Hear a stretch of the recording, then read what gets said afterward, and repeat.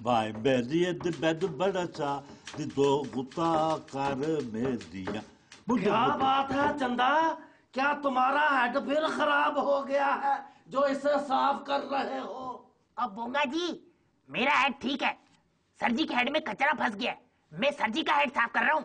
चलो फिर सानू की, मैं तुम्हारे हेड यानी तुम्हारे बॉस की बात तो कर रहा हूँ। ये हेड अब ज्यादा देर नहीं चलेगा, क्यों खामखा इस पे मेहनत कर रहे हो? सर जी। हाँ जी। सर जी सुन रहे हैं ये क्या कह रहा है? ओ कहने दो, जो कहता है इसकी कौन सुनता है? यहाँ अदालतों की कोई नहीं सुनता तो इसकी कौन सुनेगा? बोलने दो उसको बैगर ऑफ द लाइन को। Beggar of the line? इसका क्या मतलब है सर जी? स्टूपिडा, बैगर ऑफ द लाइन यानी लकीर का फकीर। बैडनेस एट द बैक यानी पीठ पीछे बुराई करना तो इसकी आदत है। ओह सर जी, आपने ये खबर पढ़ी है? लिखा है इस साल के बजट से आम आदमी पे कोई असर नहीं पड़ेगा। आम आदमी?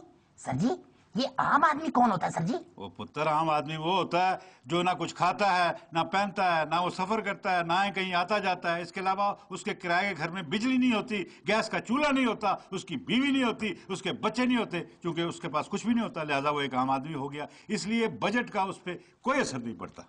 तो फिर सर जी मैं भी आम आदमी हुआ, मेरे पास भी इन चीजों में से कुछ भी नहीं है। फिर तो चंदा तुम भी मेरी तरह बड़े खुशकिस्मत हो, तुम्हें भी मेरी तरह टैक्स नहीं देना पड़ेगा। सर जी आप तो मरेंगे, आपको तो टैक्स भी देना पड़ता होगा इस महंगाई में। ओ बेवकूफा, मेरा टैक्स तो जबरदस्ती कट जाता है तनख्वाह से। तुम जैसे आम आदमी का टैक्स सरकार काट लेती है हर खाने पीने और रोजमर्रा के इस्तेमाल की चीजों से।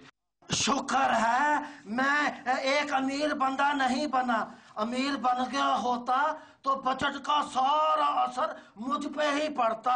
चलो फिर तो की।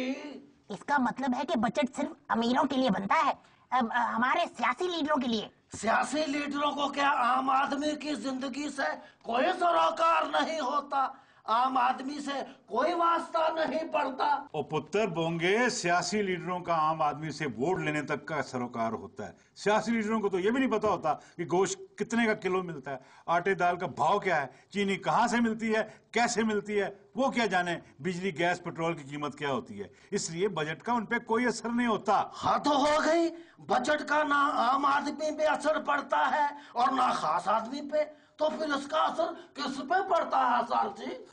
आम आदमी और खास आदमी के दरमियान एक और तबका भी होता है जिसे दरमियाना तबका कहते हैं। अच्छा अच्छा, ये वो तबका है ना जिसे हम ख्वाजा चिराग कहते हैं। हाँ। ना इधर का ना उधर का, दरमियाना तबका। हाँ, तुम्हारा तबका। हाँ चलो फिर सानू की। चलो आओ तानू की। सर ये एक ईमेल आई है। ओए निके, जी सर जी। वो ये बताओ, ये ईमेल को छोड़ो, ये फीमेल किधर से आ गई? ओ सर जी क्या हो गया? ये आपकी लेडी सेक्रेटरी है मिस मजबूर, आपने इसे वजीर साहब की सिफारिश पे रखा था ना। ओ ठीक है ठीक है ठीक है ठीक है, बदतमीज स्माल करा के छोटा पांडा क्वार्टर प्लेट। तुम्हें नहीं पता वजीर की सिफारिश नहीं चलती, हुक्म चलता है, उनका भी हुक्म चला होगा। कल को उनसे हमारा भी काम पड़ सकता है। जी मिस मजदूर, क्या बात है जी? ओहो सर, मिस मजदूर नहीं मिस मजबूर। ओह एक ही बात है, मजदूर भी बेचारा मजबूर ही होता है। हाँ जी। अच्छा सर, इस ईमेल में किसी ने आपसे एक मसले का हल पूछा है। मसले का हल? सियासी हल पूछा या असली हल पूछा? सर अगर असली हल बता दिया तो आपका ये दफ्तर कैसे चलेगा? अच्छा, ईमेल भेजी है चाचू की बिलियां से। एक मिनट, ये चाचू की बिलियां नहीं, चीचों की मलियां, चीचों की मलियां होगा। जी जी वही। वो लिखते हैं कि मैं एक सरकारी मुलाजिम हूँ। तौबा। सरकारी मुलाजिम, मेरी तरफ से आपको बहुत बहुत मुबारक हो सरकारी मुलाजिम जी, तनख्वाह बढ़ने की। चलो फिर सानू की। लिखते क्या हैं? मेल में उन्होंने लिखा है कि मैं एक सरकारी मुलाजिम हूँ। अच्छा और मैंने पत्ता जोड़कर घर बनाया है। एक मिनट, ये पत्ता जोड़ के क्या किसी सरकारी परिंदे ने ईमेल भेजी है? मिस मजबूर, ये पत्ता नहीं, पैसा होगा, पैसा। जी जी सर वही, पैसा जोड़कर घर बनाया। अच्छा जी। और इसे किराए पर उठा दिया। ओहो। जब कानून हाफिज हुआ और फिर उसने। एक मिनट जी, आप भी मुझे लगता है इंग्लिश मीडियम की पढ़ी हुई है। कानून हाफिज नहीं होता, कानून नाफिज होता है, नाफिज।